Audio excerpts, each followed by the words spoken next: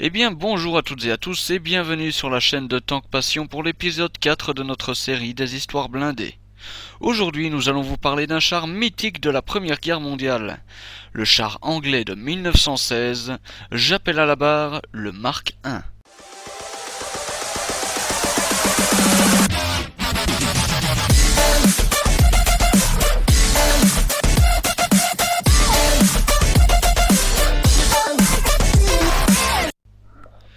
Le char anglais Mark I de 1916, baptisé Centipede puis Big Willie, avant que ne s'impose le nom de Mother, était né du besoin de disposer d'un véhicule blindé armé pouvant franchir des tranchées de 3,5 mètres.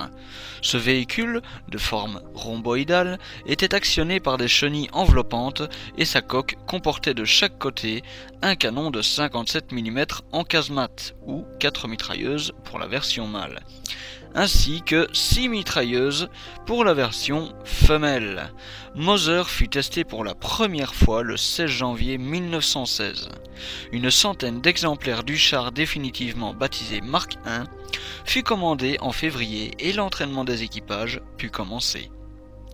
Le Mark I entra en action pour la première fois le 15 septembre 1916, quand 32 exemplaires furent déployés sur 8 km de front. Le bilan fut mitigé.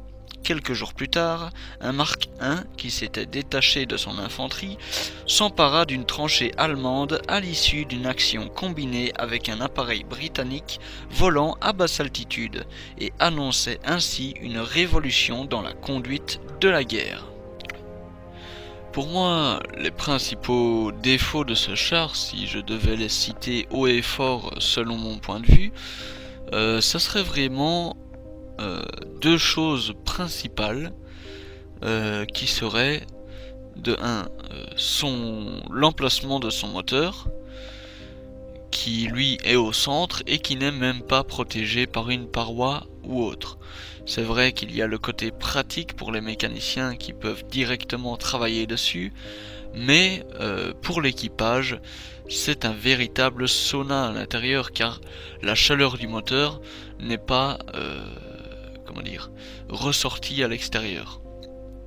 Ce qui fait qu'à l'intérieur c'est un véritable sauna.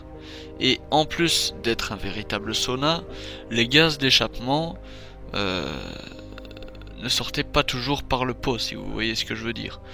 Ce qui fait qu'il devait régulièrement s'arrêter et ouvrir un peu toutes les trappes pour aérer le char. C'était vraiment pour moi le plus gros problème de conception. Ensuite, le deuxième problème de conception qui me vient en tête, c'est l'agencement de son blindage, je vais dire. Il a vraiment un système de blindage et un système de vue surtout qui ne permet pas de voir à 360 degrés. Si par exemple un fantassin armé d'une bombe ou d'une grenade arrive par derrière, il peut facilement arriver sans être vu, ouvrir la trappe de la canonnière et balancer sa grenade dedans, tout simplement.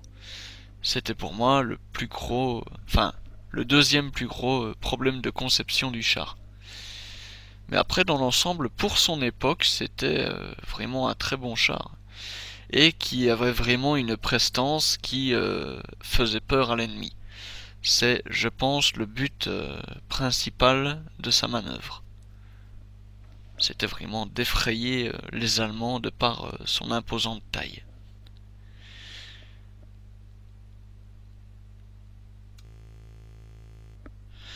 Et bien voilà, ça sera tout pour cette vidéo. J'espère en tout cas qu'elle vous aura plu. Si c'est le cas, n'oubliez pas le petit rituel sacré, un like, un commentaire et un partage. Cela nous fait toujours plaisir et prouve votre participation à notre travail. Sur ce, merci d'avoir regardé notre vidéo, je vous souhaite de passer une agréable journée et on se retrouve dans la prochaine vidéo dans laquelle nous vous parlerons d'un char français, précurseur des blindés dans beaucoup de nations, chose qui l'a rendu mythique.